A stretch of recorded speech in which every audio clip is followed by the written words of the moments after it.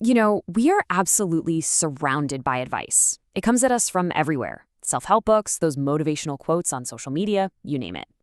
But let's be honest, only a few of those little nuggets of wisdom really cut through all that noise and actually stick with us.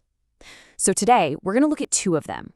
One that's celebrated as the best advice ever, and one that's surprisingly been called the worst. And that's where things get interesting. Let's dive in. So let me ask you, just straight up, what is the best piece of advice you've ever gotten? That one little phrase or idea that just totally changed your perspective? Or maybe it gave you strength right when you needed it most. Go on, think about it for a second. I'm willing to bet something just popped into your head, something that really, truly resonated with you. Well, author and podcaster Jay Shetty got asked this exact same question, and his answer, it's an absolute classic, one we've all heard a million times. Believe in yourself. So simple, right? But it's also incredibly powerful. It's pretty much the foundation for almost every pep talk ever. Okay, but then came the follow-up question. What's the worst piece of advice you've ever gotten? Now, you're probably thinking it's going to be something cynical or just, clearly bad advice. But his answer, well, it's definitely not what you'd expect. It's kind of shocking, actually. This is it. It can be done. That's the worst advice. Think about that. That phrase sounds like it was literally ripped off a motivational poster, doesn't it? It's something you tell a friend who's struggling or something you tell yourself to get through a tough project. And this is supposed to be the worst advice? How? Hold on. I know exactly what you're thinking, because I was thinking the same thing. How on earth can that be bad advice? It sounds so positive. Well, that's the big puzzle we're going to solve today. We're going to unpack this whole thing and figure out the hidden difference between these two phrases.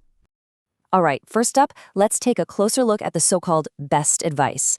It's all about finding that power that's already inside you. Take a look at these core ideas. Notice how every single one of them points inward. See, believe in yourself isn't really about any one single task. It's about your potential, your fundamental ability to handle things.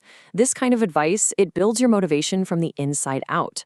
It's a reminder that your self-worth isn't tied to whether you win or lose this one particular battle. So here's the bottom line. This advice is all about who you are, not just what you can do. It strengthens your identity. It's basically saying you have value, period. Long before you even start to tackle whatever challenge is in front of you. It's the foundation. Okay, now let's switch gears and look at the worst advice. You're going to see how this paints a completely different picture. The focus here, it shifts big time. It moves away from you, the person, and onto the problem itself. And this is where we see the hidden trap. It can be done isn't a statement about you at all. It's a statement about the task. It totally ignores your personal situation, your energy levels, what resources you have, your mental state on that particular day. All that stuff gets ignored. Instead, it just creates this external goalpost and kind of implies, hey, somebody somewhere can do this. So what's your problem? And that, my friends, isn't motivation. That's pressure. All of a sudden, your value gets tied to whether or not you can complete this task. When you boil it all down, this piece of advice only cares about one thing: the task's feasibility. Is it possible to do? Yes or no? It really doesn't care about your well-being. It totally separates the outcome from the actual human being who has to do the work. And because of that, if you start to struggle, it can easily become a source of major anxiety and self-doubt. All right, so let's put these two phrases side by side. This is where the difference really, really pops. Okay, just look at this comparison. On one side, believe in yourself. The focus, totally internal. The message is simple. You have value. And the effect? Empowerment. You feel stronger from the inside out. Then you look at the other side. It can be done. The focus? All external. The message is just that the task is possible. And the effect, as we've seen, can be a whole lot of pressure. It's not about what's inside you. It's about a standard that's floating out there outside of you. So what's the big takeaway here? How do we use this insight in our own lives with the advice we give to others and, just as importantly, the advice we decide to take to heart? It really comes down to this. Empowering advice builds you up from the inside. It's focused on you. Pressuring advice, on the other hand, demands that you meet some kind of outside standard. You could say the best advice is like a vitamin. It nourishes your core self. But the other kind, even when it sounds good, acts like a yardstick you're always being measured against. One builds you up, the other can tear you down.